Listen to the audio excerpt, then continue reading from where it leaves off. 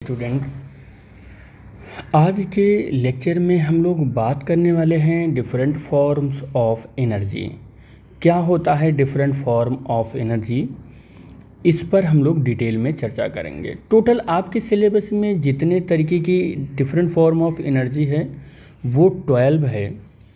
तो 12 form of energy एक ही lecture में बात नहीं हो पाएगी, तो हम लोग एक एक टाइप ऑफ एनर्जी पर कोशिश करेंगे कि सेपरेट वीडियो बने, या अगर ज़्यादा लेंदी नहीं होता है तो एक ही में हम कोशिश करेंगे कि डील कर लें। ठीक है, तो डिफरेंट फॉर्म ऑफ एनर्जी में जो हम लोग फर्स्ट टाइप ऑफ एनर्जी लेने वाले हैं वो क्या है, वो है सबसे पहले जो प्राइमरी जो कह सकते हैं कि फॉर्म ऑफ एनर्जी है उसको देखेंगे, और अर्थ पर मोस्टली जितनी भी एनर्जी की रिक्वायरमेंट होती है वहीं से कंप्लीट होता है, या हम ऐसे कह सकते हैं कि basic source of energy on the surface of अर्थ जो है उसको लेने वाले हैं। अब आई थिंक मेरे इतने हिंट से आप जान गए होंगे कि मैं कौन से सोर्स ऑफ एनर्जी की बात करने वाला हूँ यहाँ पर, तो या कौन से फॉर्म ऑफ एनर्जी की बात करने वाला हूँ यहाँ पर। तो आई थिंक आप गेस कर चुके हैं। तो हाँ, ठीक आपने गेस किया है, उसका नाम है सोलर एनर्जी। क्या नाम है उसका? Solar energy.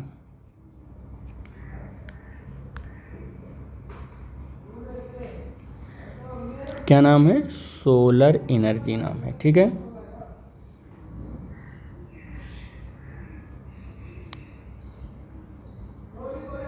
ठीक, सोलर एनर्जी। चलो देखते हैं सोलर एनर्जी क्या होता है। क्या होता है सोलर एनर्जी, पहले आप बताइए हमको, फिर मैं बताता हूँ। तो सोलर एनर्जी क्या होता है? The energy radiated out by the sun is called solar energy. आप ऐसा कह सकते हैं कि अगर ये सन है तो सन से जो निकलने वाली एनर्जी है वो ऑल डायरेक्शन में, पॉसिबल डायरेक्शन में ऐसे चल रही है। तो अर्थ पर जो एनर्जी आ रही है, अर्थ के सरफेस पर जो एनर्जी आ रही है, उस एनर्जी को हम क्या बोलेंगे? सोलर एनर्जी बोलेंगे। क्या बोलेंगे? Solar energy. वैसे चाहे जहाँ भी सन से जाने वाली एनर्जी को सोलर एनर्जी बोलेंगे, लेकिन हम अपने अर्थ पर देख रहे हैं तो इसको हम सोलर एनर्जी बोल रहे हैं। ठीक है, वैसे सन से निकलने वाली जो कोई भी एनर्जी वो सब सोलर एनर्जी है। ठीक है, तो इस एनर्जी को हम लोग सोलर एनर्जी बोलते हैं जो सन से निकलती है। लेकिन एक बात और बता दें आपको कि सन से जो निकलने वाली एनर्जी है, इससे हम डायरेक्टली वर्क परफॉर्म नहीं करा सकते हैं। तो हम ऐसा कह सकते हैं कि can not be used directly,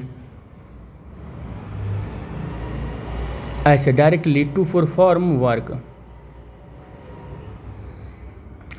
और डायरेक्टली क्यों वर्क हम परफॉर्म नहीं कर सकते हैं, ये भी तो बात हो सकता है कि डायरेक्टली हम वर्क क्यों नहीं परफॉर्म कर पा रहे हैं। तो इसके पीछे भी लॉजिक है, क्यों नहीं कर पा रहे हैं? Because it is too diffused, it diffused है। और दूसरा कारण भी हो सकता है, डिफ्यूज्ड तो है, दूसरा कारण भी क्या हो सकता है कि it is always, it is कह सकते हैं कि और जो अवेलेबिलिटी है इसकी अर्थ की सरफेस पर वो सेम नहीं है, यूनिफॉर्मली नहीं है। ठीक है, तो ऐसा भी आप कह सकते हैं कि एंड इट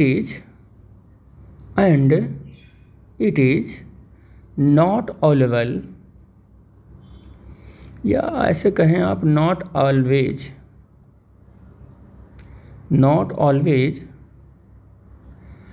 अवेलेबल यूनिफॉर्मली, ये भी आप कह सकते हैं। एक तो ये डिफ्यूज्ड है, टू डिफ्यूज्ड है, और दूसरा ऑलवेज अवेलेबल यूनिफॉर्मली तो नहीं है। इस कारण से भी हम डायरेक्टली वर्क नहीं कर सकते हैं सनलाइट से। तो फिर कैसे फिर सोलर एनर्जी को आपने कह दिया कि ये बेसिक कह सकते हैं एनर्जी रिसोर्सेस है जो अर्थ की हर एक एक्टिविटी को कंट्रोल करता है। भाई यहाँ पर जो मैं वर्क पढ़ रहा हूँ ना, वो वर्क कैसा पढ़ रहा हूँ ज़रा आप बताओ। पहला वीडियो जाके देखना वर्क डन का। मैं ऐसे वर्क डन को पढ़ रहा हूँ जो प्रोडक्टिव वर्क डन हो, जो कंसिडरेबल प्रोडक्टिव वर्क डन हो, जो कंसिडरेबल हो, जिसमें डिस्प्लेसमेंट हो in the direction of force, जिसको हम मेजर कर सकें, जिसकी यूनिट जूल होती है, तो ऐसे वर्क डन की हम बात कर रहे हैं। वैसे डेली लाइफ में जो वर्क होता है सब कुछ एनर्जी की वजह से होता है, लेकिन हर एक वर्क डन को आप मेजर नहीं कर सकते हो, ठीक है। जैसे कहते हो नहीं हो कि मैं सो रहा हूँ, ये भी तो एक काम ही तो बताते हो आप, तो उसमें सब में भी एनर्जी स्पेंड हो रही है, लेकिन ऐसे को फिजिक्स में वर्क नहीं माना जाता है। हम ऐसे वर्क की बात कर रहे हैं जो प्रोडक्टिव वर्क हो, जिसे हम मेजर कर सकें। तो सन से जो भी एनर्जी मिल रही है वो अर्थ पर हर एक एक्टिविटी में काम आ रही है, लेकिन हम ऐसे वर्क की बात कर रहे हैं जो प्रोडक्टिव वर्क हो, वो डायरेक्ट सनलाइट से हम नहीं करा सकते हैं परफॉर्म द वर्क, वो डायरेक्ट नहीं करा सकते हैं। तो क्यों नहीं करा सकते हैं? क्योंकि उसके पीछे का कारण यह है कि ये एनर्जी टू डिफ्यूज्ड है और ऑलवेज जो है वो अवेलेबल नहीं होता है यूनिफॉर्मली हर एक पॉइंट पर अर्थ पर। आप ऐसे भी देख लें कि अर्थ के ही दिन में ही किसी टाइम पर ठंडी होती है, अर्थ के सरफेस पर कहीं गर्मी होती है, कहीं पर एकदम बर्फ़ पड़ा हुआ है, तो ये सारी कारण हो जाते हैं, ठीक है। तो फिर हम कैसे प्रोडक्टिव वर्क करेंगे इस सोलर एनर्जी के साथ? तो हम प्रोडक्टिव वर्क कैसे करेंगे? तो इसके लिए हमें कुछ डिवाइस बनानी पड़ेगी और उसी डिवाइस की हेल्प से ही हम काम कुछ कर पाएंगे जो प्रोडक्टिव वर्क डन दे पाएंगे। तो हम यहाँ एक आध दो डिवाइस की बात करेंगे और पहले की हम बात करने वाले हैं और उसका नाम है सोलर पैनल। क्या नाम है उसका? उसका नाम है सोलर पैनल।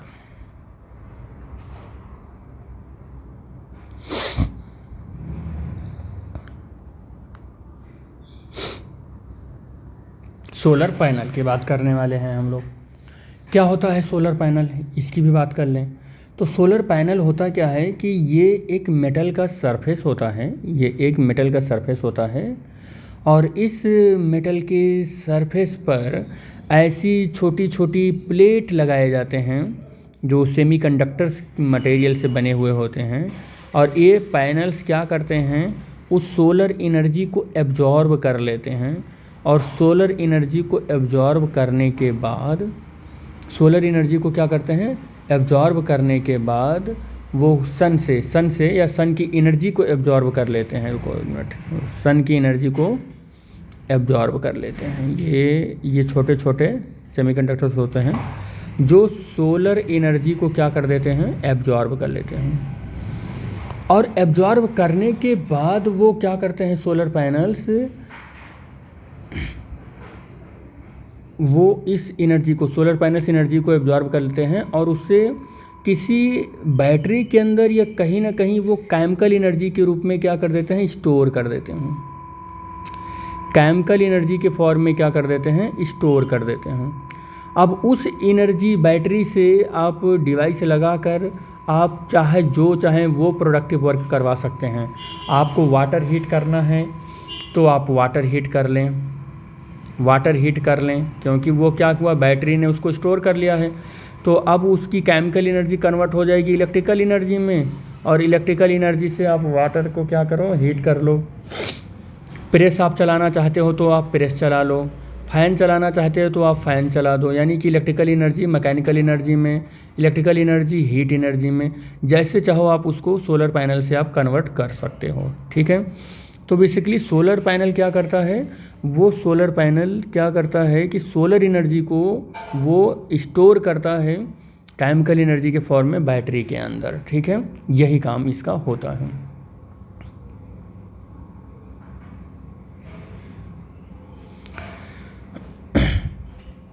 सेकंड पॉइंट में हम लोग बात करने वाले हैं। सेकंड पॉइंट क्या है? तो सेकंड पॉइंट है सोलर फर्नेस। इसका सोलर एनर्जी से मिलने वाला फर्स्ट हमने यूज किया। सोलर फर्नेस में क्या करते हैं हम कि एक मिरर ले लेते हैं, और ये मिरर जो होता है ये लार्ज अपर्चर का होता है। कैसा होता है? लार्ज अपर्चर का होता है।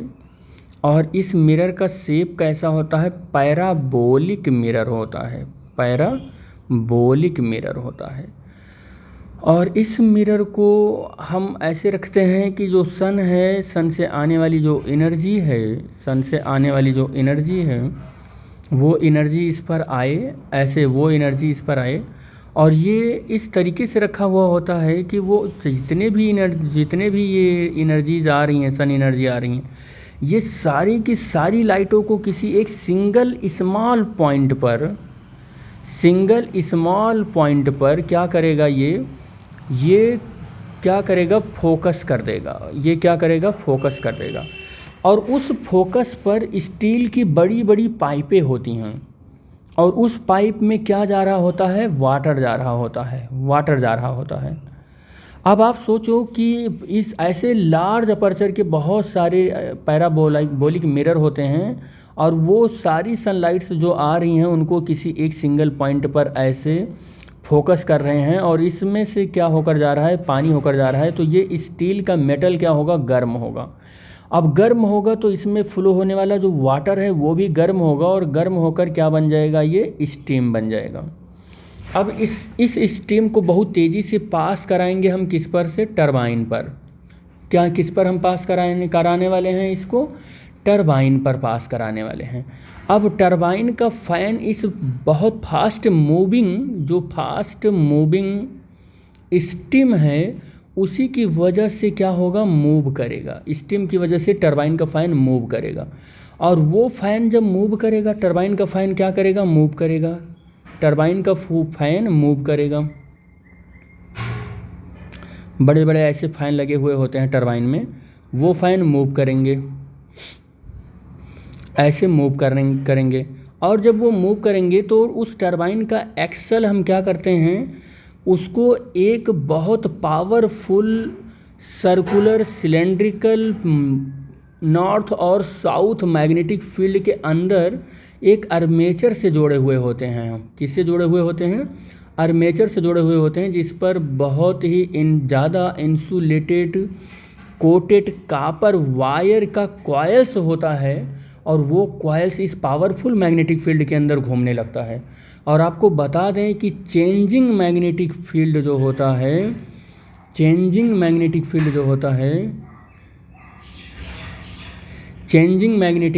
होता है वो करंट बना देता है। मैग्नेटिक फील्ड क्या होता है, वो करंट कॉन्स्टिट्यूट करता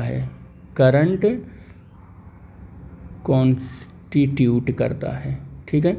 अब यहाँ करंट बनने लगा, और इस करंट की सप्लाई हम पावर हाउस से कर देते हैं, और पावर हाउस से फिर सब स्टेशन से फिर हैंडल, और हैंडल से फिर आपके मोहल्ले कस्बे में चला जाता है। तो इस तरीके से आप देख रहे हैं कि सोलर एनर्जी का जो यूज है वो हम करते हैं कहाँ पर, सोलर फर्नेस में यूज करते हैं। देख रहे हैं आप किस तरीके से ये टेक्नोलॉजी यूज की जा रही है। इसी तरीके से एक और एग्जांपल हम ले सकते हैं जिसका नाम है सोलर सेल। क्या नाम है, सोलर सेल, ठीक है। तो सोलर सेल भी हम देख लें क्या होता है। सोलर सेल तो बहुत ही पॉपुलर है, इतना पॉपुलर है सोलर सेल कि आप घर में भी लगवाते हैं कि सोलर सेल क्या होता है। तो ये एक ऐसा डिवाइस है जो कन्वर्ट करता है सोलर एनर्जी को इलेक्ट्रिकल एनर्जी के फॉर्म में। और सोलर सेल एक ऐसा फॉर्म ऑफ कह सकते हैं, एक ऐसी डिवाइस है जो सोलर एनर्जी को किस में कन्वर्ट करता है, किस में कन्वर्ट करता है जी, सोलर एनर्जी को किस में कन्वर्ट करता है, डायरेक्टली इलेक्ट्रिकल एनर्जी में कन्वर्ट कर देता है। और वो इलेक्ट्रिकल एनर्जी पाने के बाद आप क्या करते हो कि अपना फ़ैन, टीवी, एसी जो भी चलाना होता है आप चला लेते हो, ठीक है।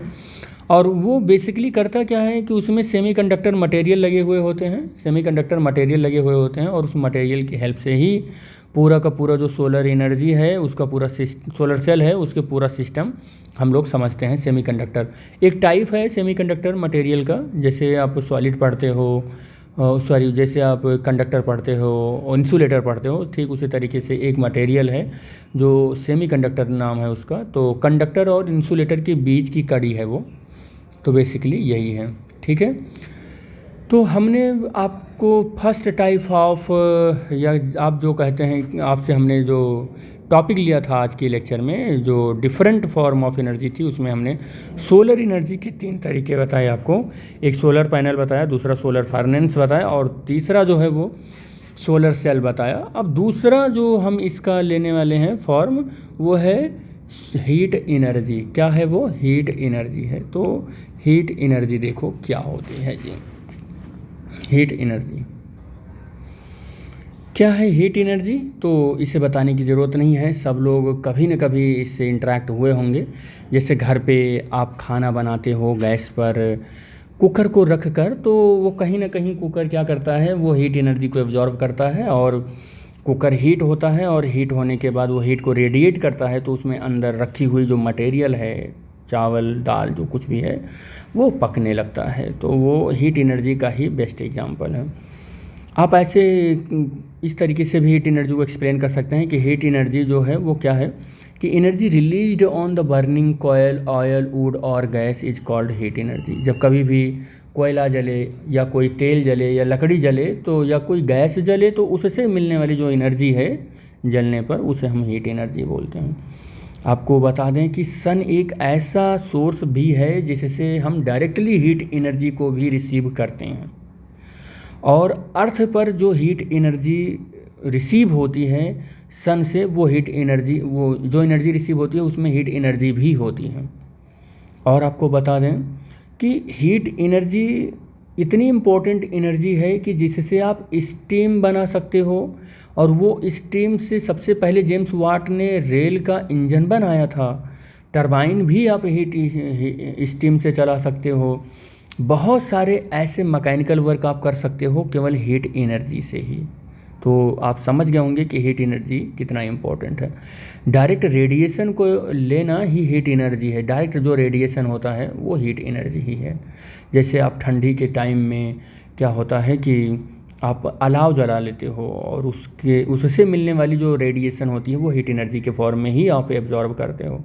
या बहुत ज़्यादा जब गर्मी हो रही है तो टेम्परेचर बढ़ रहा है, आप धूप में नहीं निकल रहे हो, तो क्यों नहीं निकल पा रहे हो, बिकॉज ऑफ सन से जो अर्थ पर आ रही एनर्जी है उसमें बहुत ज़्यादा अमाउंट में हीट एनर्जी ही है, जो इससे आपको बहुत डर लग रहा है कि धूप में ना निकलें। ठीक है, तो ये होती है हीट एनर्जी। तो अदर फॉर्म ऑफ एनर्जी में हम लाइट एनर्जी भी देख सकते हैं। तो हमारा फर्स्ट जो था वो सोलर एनर्जी था, सेकंड जो था वो हीट एनर्जी, और थर्ड जो है हमारा वो लाइट एनर्जी है। तो लाइट एनर्जी क्या है, तो लाइट एनर्जी एक ऐसा सोर्स ऑफ एनर्जी है, कह सकते हैं कि टाइप ऑफ एनर्जी है, जिसकी हेल्प से हम सारे ऑब्जेक्ट को इस वंडरफुल वर्ल्ड में देखते हैं। तो light energy that type of energy which is help to us we can seen everything with that. समझ में आ रही है बात, कि ये जो लाइट एनर्जी है ना, ये एक ऐसी एनर्जी है जिसकी हेल्प से हम चीज़ों को देखते हैं, उसी को हम लाइट एनर्जी बोलते हैं। जैसे हम कहें कि बहुत अंधेरा हो गया है और उस अंधेरे में कुछ दिख ही नहीं रहा है आपको, तो आप क्या करते हो, कैंडल जला लेते हो। आप जब कैंडल जलाते हो तो कैंडल से मिलने वाली जो एनर्जी है, उस एनर्जी की हेल्प से आसपास में रखे हुए ऑब्जेक्ट इल्यूमिनेट होने लगते हैं, और फिर आप देख पाते हो उस ऑब्जेक्ट को। तो ये क्या है, जिसकी हेल्प से इस ऑब्जेक्ट को आपने देखा है ना, उस एनर्जी को ही हम लाइट एनर्जी बोलते हैं। या आप अंधेरे कमरे में क्या किए, आप जैसे ही गए आपने स्विच ऑन किया, एक बल्ब जल गया, एक बल्ब क्या हुआ, जल गया। तो इस बल्ब से जो मिलने वाली एनर्जी है, जिसकी हेल्प से इस कमरे में रखे हुए अब आप सब ऑब्जेक्ट को देख पा रहे हैं, जिसकी हेल्प से आप ऑब्जेक्ट को देख पाते हैं, उस एनर्जी को ही हम लाइट एनर्जी कहते हैं। अर्थ पर दिन में सारी चीज़ें दिखाई पड़ती हैं, क्योंकि जो सन है उससे जो आ रही लाइट है, उस लाइट में बहुत ज़्यादा अमाउंट में लाइट एनर्जी ही है जिससे हम सारी चीज़ों को देख पा रहे हैं। यानी कि earth is a natural source of the light energy on the surface of sun is the natural source of the light energy on the surface of earth. आप ऐसा बोल सकते हो कि अर्थ के सरफेस पर मौजूद सारी चीज़ों को अगर हम देख पा रहे हैं, तो ज़रूर सन से आने वाली जो लाइट होगी वो लाइट में वो लाइट एनर्जी रहेगा, या आने वाली जो रेडिएशन है या जो कुछ भी है एनर्जी, उसमें लाइट एनर्जी रहेगी, और उसी के हेल्प से हम चीज़ों को देख पा रहे हैं। आई होप आप समझ पा रहे हो कि मैं क्या समझाना चाह रहा हूँ आपको। तो ये होता है लाइट एनर्जी। आपको और बता दें कि मून हमारे पास एक ऐसा ऑब्जेक्ट है। अब आप कहोगे कि रात में भी हम चीज़ों को देख लेते हैं, जबकि सन नहीं होता उस टाइम पर, तो फिर मैं आपको बता दूं कि मून एक ऐसा ऑब्जेक्ट है जिसका खुद का लाइट है ही नहीं, तो सन से आने वाली लाइट को क्या करता है, ये रिफ्लेक्ट कर देता है, और रिफ्लेक्ट कर देता है तो अर्थ पर वो लाइट जब आती है तो उसकी मौजूदगी में आपको थोड़े बहुत कुछ ना कुछ ऑब्जेक्ट दिखाई पड़ने लगते हैं। तो ये भी आपको बता दें कि मून का अपना कोई लाइट नहीं होता है, मून सन से आने वाली लाइट को रिफ्लेक्ट करता है और उसी लाइट की हेल्प से आप चीज़ों को देख पाते हो, रात में भी, रात के अंधेरे में भी आप। अदरवाइज़ अगर ये सारी लाइट एब्सेंट हो जाएं तो आप अर्थ के सरफेस पर एक भी चीज़ नहीं देख पाओगे, जब तक कोई इल्यूमिनेटेड ऑब्जेक्ट आपके आसपास नहीं रहेगा, जैसा कि बल्ब, कैंडल या कुछ भी ऐसा जलने वाला चीज़। ठीक है, तो हम अदर फॉर्म ऑफ एनर्जी पढ़ने वाले हैं नेक्स्ट, और वो है केमिकल एनर्जी। तो फोर्थ जो हमारा है वो केमिकल एनर्जी है। क्या होता है chemical energy? The energy possessed by the fuel fossils fuel such as the coal, petroleum and the natural gas is called the chemical energy. ये सारे टाइप ऑफ जो फ्यूल हैं ये कहीं ना कहीं केमिकल एनर्जी पॉजिट करते हैं। ये जैसे आपको बताया कि फॉसिल्स फ्यूल जो हैं वो केमिकल एनर्जी होती है, coal chemical energy, petroleum chemical energy होता है, ये सब केमिकल एनर्जी ही होते हैं। अगर आप इन केमिकल एनर्जी को आप जलाएं तो क्या होता है, इन केमिकल एनर्जी को जब आप जलाते हैं तो क्या होता है वो हम देखते हैं। मान लो आपने कोल को जला दिया, तो ये कोल जलेगा तो क्या करेगा, लाइट एनर्जी को प्रोड्यूस करेगा, हीट एनर्जी को प्रोड्यूस करेगा। और अब आप लाइट एनर्जी की हेल्प से क्या करोगे, चीज़ों को आप देखोगे, चीज़ें विजिबल होंगी, और हीट एनर्जी से क्या आप देखोगे कि चीज़ें क्या होंगी, उनका टेम्परेचर इंक्रीज होगा, गर्म होगा, टेम्परेचर इंक्रीज होगा। ठीक है, तो आप क्या देखते हो कि कोल को जलाओ, चाहे फॉसिल फ्यूल को जलाओ, नेचुरल गैस को जलाओ, पेट्रोलियम को जलाओ, कुछ ना कुछ आप कर रहे हो। पेट्रोलियम को जलाते हो तो light energy, heat energy, mechanical energy, मतलब डिफरेंट टाइप ऑफ एनर्जी में आप क्या कर लेते हो, आप कन्वर्ट कर लेते हो। ठीक है, और अपना प्रोडक्टिव वर्क आप करते हो। केमिकल एनर्जी आपको और बता दूं कि आप जो सिंपली फूड लेते हो, फूड, उस फूड में भी केमिकल एनर्जी ही होती है। फूड जो होता है उसमें भी केमिकल एनर्जी ही होता है जो आप फूड लेते हो। और जो आप प्लांट देखते हो, प्लांट, उस प्लांट में भी क्या होता है कि फोटोसिंथेसिस के दौरान केमिकल एनर्जी ही स्टोर होता है प्लांट के अंदर, और उस केमिकल एनर्जी ही स्टोर होता है फोटोसिंथेसिस के दौरान। और जब आप उस प्लांट के से मिलने वाली चीज़ों को खाते हो तो फिर आपको एनर्जी मिलती है, मैकेनिकल एनर्जी या कैलोरी में जो कुछ भी एनर्जी मिलती है। तो इस तरीके से हम ऐसा भी कह सकते हैं कि प्लांट में जो होने वाली एनर्जी है वो केमिकल एनर्जी ही है, फूड में जो एनर्जी है वो केमिकल एनर्जी है, कोल में जो एनर्जी है वो केमिकल एनर्जी है, फॉसिल्स फ्यूल में जो एनर्जी है वो केमिकल एनर्जी है, पेट्रोलियम में जो एनर्जी है वो केमिकल एनर्जी है, नेचुरल गैस में जो एनर्जी है वो सब क्या है, केमिकल एनर्जी ही है। आपको एक एग्जांपल और बता दें, बैटरी, क्या है, बैटरी, बैटरी में जो एनर्जी है वो भी केमिकल एनर्जी ही है, वो भी केमिकल एनर्जी है।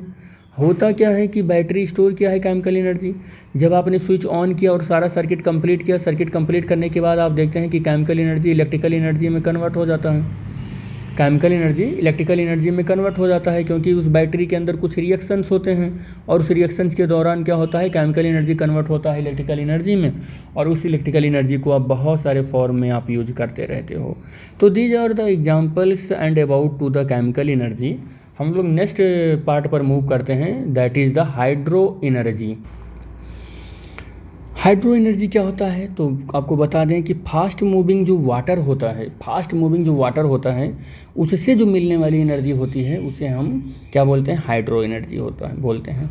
ये हाइड्रो एनर्जी किस तरीके से बनाते हैं, तो हम आपको बता दें कि हिल होते हैं, तीन ओर से हिल होते हैं, तीन ओर से ऐसे हिल होते हैं, और तीन ओर से हिल होते हैं, और एक ओर से क्या होता है, एक ओर से आपका मतलब वो बना हुआ होता है, डैम बना हुआ होता है, मतलब एक बहुत बड़ी कंक्रीट वॉल बनी हुई होती है, और उसमें बहुत ज़्यादा वाटर हम क्या कर लेते हैं, स्टोर करते हैं, बहुत ज़्यादा वाटर उसमें स्टोर करते हैं। और जब बहुत ज़्यादा वाटर इसमें स्टोर हो जाता है तो ऊपर लगी हुई विंडो से, इस डैम के ऊपर लगी हुई विंडो से वाटर को हम गिराते हैं, और जहाँ पर गिराते हैं वहाँ पर क्या लगाते हैं, एक फ़ैन लगाते हैं बहुत बड़ा। ये ऐसे फ़ैन लगे हुए होते हैं, ऐसे फ़ैन लगे हुए होते हैं। उन फैंस पर वाटर जब गिरते हैं तो ये फ़ैन ऐसे मूव करने लगता है, ऐसे मूव करने लगता है। और इस फैन का करते क्या हैं हम लोग, इस फैन के एक्सल को एक बहुत पावरफुल नॉर्थ और south circular cylindrical powerful magnetic field के अंदर जो एक आर्मेचर है जिस पर इंसुलेटेड कोटेड कॉपर वायर लगा हुआ है, उससे कर देते हैं, ऐसे उससे कर देते हैं। अब जब ये फैन घूमेगा तो ये एक्सिस पर से जुड़ा हुआ जो रॉड है, ये रॉड भी क्या करेगा, घूमेगा। और घूमेगा तो इससे कनेक्शन हमारा किसका हुआ है, इससे जो कनेक्शन हुआ है वो कनेक्शन हुआ है आर्मेचर का। आर्मेचर भी घूमेगा इस पावरफुल मैग्नेटिक फील्ड के अंदर। और आपको पता होना चाहिए कि जैसे ही पावरफुल मैग्नेटिक फील्ड के अंदर ये आर्मेचर हमारा घूमेगा या कॉयल से हमारा घूमेगा, तुरंत क्या होगा, मैग्नेटिक फील्ड चेंज होने लगेगा। मैग्नेटिक फील्ड क्या होगा, चेंज होने लगेगा। और मैग्नेटिक फील्ड को बी से लिखते हैं, तो ये क्या होगा, चेंज होगा। अब अगर ये चेंज होगा तो आपको पता होना चाहिए कि चेंजिंग मैग्नेटिक फील्ड जो होता है वो क्या करता है, changing magnetic field electric current बना देता है। क्या बना देता है, इलेक्ट्रिक करंट बना देता है, इलेक्ट्रिक करंट बना देता है। और अब ये इलेक्ट्रिक करंट पावर स्टेशन पे से कनेक्टेड होता है, और पावर स्टेशन पर ये क्या होता है, पावर स्टेशन पर स्टोर कर लिया जाता है। फिर स्टोर करने के बाद आपको पता होना चाहिए कि स्टेशन पर जाता है, स्टेशन से सब स्टेशन पर, फिर ग्रिड पर, सब ग्रिड पर, फिर हैंडल पर, हैंडल से आपके कस्बे मोहल्ले में चला जाता है और आपको इलेक्ट्रिकल पावर की सप्लाई मिल जाती है। तो हाइड्रो एनर्जी का आप समझ गए होंगे कि किस तरीके का यूज है। हाइड्रो एनर्जी का फास्ट मूविंग जो वाटर है जो यहाँ से गिर रहा है, वो उसकी वेलोसिटी की वजह से ये घूमेगा। और सबसे बड़ी बात क्या है ना, कि ये वाटर जो है ना, इससे जो ये एनर्जी कन्वर्ट हो रहा है, बन रही है, इसमें कोई पॉल्यूशन नहीं है। सबसे बड़ा यही हमारा वो है, एम है कि कोई पॉल्यूशन नहीं है। क्योंकि यहाँ पर कोई ना तो इंजन चल रहा है, ना कुछ इसमें ऑयल डाल रहे हैं कि इसको घुमाने के लिए कार्बन डाइऑक्साइड प्रोड्यूस हो रही है, कुछ नहीं हो रहा है। सीधा सिंपली एनर्जी का कन्वर्जन चल रहा है और कुछ नहीं हो रहा है। तो let's move next type of the energy. तो इलेक्ट्रिकल एनर्जी क्या है, when the two bodies are rubbed together, दो बॉडी को हम अगर एक दूसरे के ऊपर रब करते हैं तो गेट चार्ज, वो चार्ज हो जाते हैं। और आपको पता होना चाहिए कि चार्ज दो तरीके के होते हैं, एक पॉजिटिव एक नेगेटिव। तो अगर पॉजिटिव और नेगेटिव है तो अट्रैक्शन होगा, पॉजिटिव और पॉजिटिव है तो रिपल्सन होगा, नेगेटिव है तो रिपल्सन होगा, या नेगेटिव पॉजिटिव है तो भी अट्रैक्शन होगा। तो दो बॉडी के हैं, दो बॉडी को अगर एक दूसरे के ऊपर रब किया जाता है तो वो अट्रैक्ट होते हैं या रिपल होते हैं, या हम कह सकते हैं कि वो चार्ज हो जाते हैं। और चार्ज होने के बाद उसमें होता क्या है कि इलेक्ट्रॉन मूव करते हैं एक बॉडी से दूसरे बॉडी में, चार्ज होने के दौरान यही होता है। तो to the movement of the free electron from one body to another body, एक बॉडी से दूसरे बॉडी के ऊपर इलेक्ट्रॉन क्या होते हैं, मूव करते हैं। और कैसे मूव करते हैं, एक बॉडी जितना इलेक्ट्रॉन को लॉस करेगा दूसरा बॉडी उतना ही इलेक्ट्रॉन को गेन करेगा। लॉस करता है तो पॉजिटिव चार्ज आता है, गेन करता है तो नेगेटिव चार्ज आ जाता है, ठीक है। तो इस तरीके में जो एनर्जी अब बॉडी के ऊपर आई है उस एनर्जी को हम इलेक्ट्रिकल एनर्जी बोलते हैं, ठीक है। जब आप बैटरी या सेल पढ़ते हैं तो बैटरी या सेल में क्या होता है, दो इलेक्ट्रोड होते हैं, और जब इलेक्ट्रोड पर ऐसे पॉजिटिव आयन एक्यूमुलेट हो जाते हैं तो वो इलेक्ट्रोड पॉजिटिव चार्ज हो जाता है। और जब किसी इलेक्ट्रोड पर नेगेटिव चार्ज आके एक्यूमुलेट हो जाते हैं तो उसे नेगेटिव चार्ज इलेक्ट्रोड बोलते हैं। और जैसे ही सर्किट आप कंप्लीट करते हैं तो सर्किट में करंट फ्लो होने लगता है, और इस फ्लो को में से मिलने वाली जो एनर्जी है, इलेक्ट्रॉन के फ्लो से जो मिलने वाली एनर्जी है, इसे हम इलेक्ट्रिकल एनर्जी कहते हैं। तो इसी सीरीज में हम आगे भी बात कर लेते हैं जो 7th टाइप है, और नेक्स्ट है न्यूक्लियर एनर्जी। न्यूक्लियर एनर्जी क्या होता है बेटे, ये भी आपको मैं बता देता हूँ। Nuclear energy, the energy release due to the loss of the mass during the process of the nuclear fission and fusion is called the nuclear energy. बेटे बहुत से लोग कन्फ्यूज रहते हैं न्यूक्लियर और केमिकल एनर्जी में क्या डिफरेंस है। तो याद रखना, केमिकल एनर्जी में जैसे एक एटम का स्ट्रक्चर मैं आपको बता दूँ, एटम का स्ट्रक्चर है ये। तो एटम के स्ट्रक्चर में ये न्यूक्लियस है और इलेक्ट्रॉन इसके चारों ओर चक्कर लगा रहे हैं, इलेक्ट्रॉन चारों ओर चक्कर लगा रहे हैं, कुछ इस तरीके से ऐसे चक्कर लगा रहे हैं, मान लो ऐसे चक्कर लगा रहे हैं। तो अगर ये इलेक्ट्रॉन चक्कर लगा रहे हैं और ये इलेक्ट्रॉन जब पार्टिसिपेट करते हैं, ये इलेक्ट्रॉन जब पार्टिसिपेट करते हैं अपनी मोशन की वजह से या किसी भी तरीके की, तो उस एनर्जी को हम केमिकल एनर्जी बोलते हैं, केमिकल एनर्जी बोलते हैं। लेकिन जब कभी भी न्यूक्लियस के प्रोटॉन और न्यूट्रॉन किसी चीज़ में पार्टिसिपेट करते हैं और वहाँ पर एनर्जी निकलती है या एनर्जी वहाँ पर रिलीज होती है, तो उसे हम न्यूक्लियर एनर्जी बोलते हैं। क्या बोलते हैं? न्यूक्लियर एनर्जी बोलते हैं। क्योंकि ये एनर्जी न्यूक्लियस वाले पार्टिकल से मिली है, इसलिए न्यूक्लियर एनर्जी बोलते हैं।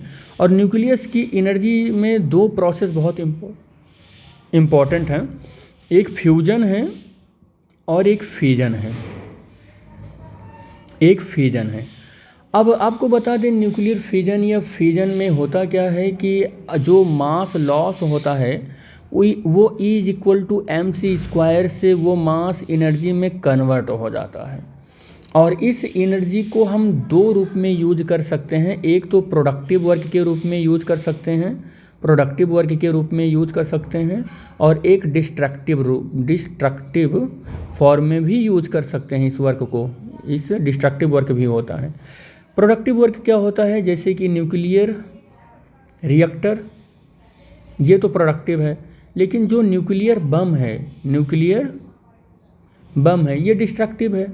प्रोडक्टिव में और डिस्ट्रक्टिव दोनों टर्म में हम एक और एनर्जी को देख सकते हैं। जैसे कि आप कह सकते हैं कि जैसे वार के टाइम पर एक कंट्री दूसरे कंट्री के ऊपर रॉकेट दागती है, या जो कोई भी वीपन्स होते हैं उन वीपन्स को फेंकता है, तो उससे भी वो क्या करते हैं, उसको कंट्रोल करते हैं।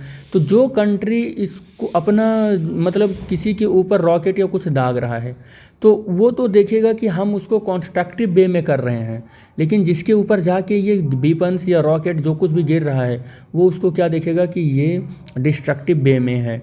तो कुछ ऐसे भी कंडीशंस होते हैं न्यूक्लियर एनर्जी के, जिसमें किसी के रेफरेंस में तो प्रोडक्टिव वर्क होता है और किसी के रेफरेंस में डिस्ट्रक्टिव वे होता है। तो आप ऐसे भी देख सकते हैं। और न्यूक्लियर एनर्जी जितनी भी एनर्जियां हैं उसमें हमें लगता है कि सबसे, अपने पर्सपेक्टिव से मैं बोल रहा हूँ कि ये बहुत डेंजरस फॉर्म ऑफ एनर्जी है, क्योंकि इसमें छोटे से ही अमाउंट में बहुत ज़्यादा या huge amount of energy release हो जाती है। छोटे से ही अमाउंट में अगर मास का लॉस हुआ तो ह्यूज अमाउंट ऑफ एनर्जी मिल जाती है। और उस एनर्जी से आप यकीन कर सकते हो कि, और आप मतलब पढ़ा भी होगा आपने कि बहुत ज़्यादा हीट एनर्जी बर्न होती रिलीज होती है, लाइट एनर्जी रिलीज होती है, और उससे बहुत ज़्यादा लॉस हो सकता है हमारे सराउंडिंग को या हमारे एनवायरनमेंट को। तो हमें हीट एनर्जी को यूज करने से ज़्यादा उस पर प्रोटेक्शन और उस पर सावधानी की ज़रूरत होती है। तो इन फ्यूचर जब कभी भी हम हीट एनर्जी या न्यूक्लियर एनर्जी की बात करें, तो न्यूक्लियर एनर्जी को एक प्रोडक्टिव वे में ही देखें, ना कि डिस्ट्रक्टिव वे में देखें। तो दिस इज़ द मतलब information regarding the nuclear energy. So let's move geothermal energy. Geothermal energy क्या है? The energy released in the nuclear disintegration in the interior of the earth gets store deep inside the earth and is called geothermal energy. क्या होता है कि लाखों करोड़ों साल पहले जो कोई भी जीव जंतु पेड़ पौधे जो मर गए, वो दब गए, अर्थ की क्रस्ट में चले गए, वो दबते चले गए, मिट्टी उन पर पड़ती चली गई, और वो क्या हुआ कि वो फ्यूल के रूप में बन गए। अब जब वो फ्यूल के रूप में बन गए, तो अब उसमें क्या होगा कि कुछ तो फॉसिल्स फ्यूल बने होंगे, कोल बना होगा, कुछ पेट्रोलियम बने होंगे, कुछ गैस बने होंगे। तो इसी टर्म में हम लोग बात करने वाले हैं, जियोथर्मल एनर्जी है वो। बहुत सारी कंपनियां ऐसी हैं जो ड्रिल करती हैं और बेल बनाती हैं, और उनसे जो निकलने वाली जो गैस है, उस गैस को उससे वो क्या करते हैं, वाटर गर्म करते हैं और जलाकर हीट पैदा करते हैं, और उससे वाटर गर्म करते हैं, और उससे फिर बनने वाला जो वो है स्टीम है, उस स्टीम को हम क्या करते हैं कि टरबाइन पर लेते हैं और टरबाइन मूव कराते हैं और इलेक्ट्रिसिटी प्रोड्यूस करते हैं। बहुत सारे ऐसे काम हो रहे हैं जियोथर्मल एनर्जी से। तो आई थिंक कि जियोथर्मल एनर्जी आप समझ गए होंगे कि कैसे किस तरीके से काम होता है। आपको और बता दें कि बहुत हॉट समर अगर हो तो हॉट समर में अगर जहाँ कहीं पर भी जियोथर्मल एनर्जी होती है तो वो अर्थ को क्या करता है कि अगर प्रेशर लगाता रहता है, नीचे से प्रेशर लगाता रहता है, अगर वो प्रेशर अर्थ का वहाँ का सरफेस झेल नहीं पाता है तो अर्थ को वो ड्रिल करके ऊपर या ब्रस्ट करके ऊपर आ जाते हैं और निकलने लगते हैं, वो स्टीम या वो जियोथर्मल एनर्जी ऊपर निकलने लगता है। और कंपनियां फिर उस एनर्जी को स्टोर करती हैं और अपनी यूज़ में ले लेती हैं और पावर प्लांट वगैरह वहाँ पर लगाकर हमको इलेक्ट्रिसिटी प्रोवाइड कर देती हैं। इसी सीरीज़ में हम लोग 9th पार्ट जो करने वाले हैं वो क्या है, विंड एनर्जी है। विंड एनर्जी क्या होता है कि energy posit by the fast moving air, जो एयर मूव करता है, फास्ट मूविंग एयर जो मूव करता है तो उससे जो मिलने वाली जो एनर्जी है उसे हम विंड एनर्जी कहते हैं। आपको बताते हैं कि बहुत साल पहले या जो होता था वो विंड मिल्स होते थे और रूरल एरिया में ये जो विंड मिल्स होते थे ये अर्थ के अंदर से वाटर निकालने के काम आते हैं, ये विंड मिल, या जो अनाज होता था, ग्रेन्स होता था, उसको पीसने कूटने के काम आते थे विंड मिल से। पहले रूरल एरिया में विंड मिल्स जो यूज होते थे, लेकिन अब के टाइम पर इसकी बहुत बड़ी यूज की जाती है विंड मिल्स की, ये इलेक्ट्रिसिटी जनरेट करने में टरबाइन के थ्रू। ठीक है, तो विंड मिल्स की आज के टाइम पर जो बड़ी यूज की जा रही है वो इलेक्ट्रिसिटी प्रोड्यूस करने में टरबाइन के थ्रू इसमें यूज किया जा रहा है विंड एनर्जी का। Let's move the 10th type of energy, that is the sound energy. Sound energy क्या है? I think you know very well what is the sound energy. The vibration of the body possess the mechanical energy capable by the producing the sound energy. कह रहा है कि अगर हमारे surrounding में, किसी बॉडी में या किसी भी चीज़ में जब कभी भी वाइब्रेशन होता है तो वो वाइब्रेशन मैकेनिकल एनर्जी के फॉर्म में होता है, और वो मैकेनिकल एनर्जी जब हमारे मीडियम में चलना स्टार्ट करता है तो हमारे कान तक जब पहुंचता है तो हम इसे साउंड एनर्जी के रूप में जानते हैं। और इस साउंड एनर्जी को हमारा जो कान जो है वो सेंस करता है और उसका इन्फॉर्मेशन ब्रेन तक पहुंचाता है और फिर हम समझ पाते हैं कि किस तरीके की वो साउंड है और क्या हमसे कहना चाह रही है। तो this type of energy is known as the sound energy. ये आप साउंड एनर्जी इसको कहें, बोल सकते हैं। और साउंड जो ये वाइब्रेटिंग बॉडी है या वाइब्रेशन है आज के टाइम पर, तो बहुत सारे तरीके के वाइब्रेशंस और वाइब्रेटिंग बॉडी अवेलेबल हैं, डीजे वगैरह। तो आप उससे मिलने वाली जो भी एनर्जी होगी वो साउंड एनर्जी है, आप ये समझ सकते हैं। तो let's move next type of energy. The energy possess by the magnet due to which it can attract iron filings is called the magnet energy. कह रहा है कि अगर मैग्नेट कहीं पर है, मान लो ये मैग्नेट है और ये मैग्नेट का नॉर्थ और साउथ पोल है, तो हम सब जानते हैं कि मैग्नेट का north north, south south, north और साउथ, साउथ और नॉर्थ, इनमें तो अट्रैक्शन होगा और इनमें रिपल्सन होगा। तो अगर मैग्नेट कहीं पर भी है और मैग्नेट से जो कुछ भी एनर्जी अगर मिल रही है तो उसे हम मैग्नेटिक एनर्जी बोलेंगे। आज के टाइम पर सबसे ज़्यादा यूज होने वाली अगर एनर्जी है जो बहुत फास्ट और क्विक हमको टर्न चाहिए तो उसमें मैग्नेट एनर्जी बहुत अहम रोल प्ले करता है, और उसका बेस्ट एग्जांपल है इलेक्ट्रोमैग्नेट। समझ रहे हो ना? तो इलेक्ट्रोमैग्नेट में जो एनर्जी होती है वो मैग्नेटिक एनर्जी ही होती है। तो this is the very important type of energy in our surrounding of our life. तो मैग्नेट से पॉजिटिव जो एनर्जी होगी वो मैग्नेटिक एनर्जी होगी। मैकेनिकल एनर्जी क्या होता है बेटा? The energy possessed by the body due to its the state of rest or the motion is called mechanical energy. Mechanical energy is the sum of the potential and kinetic energy.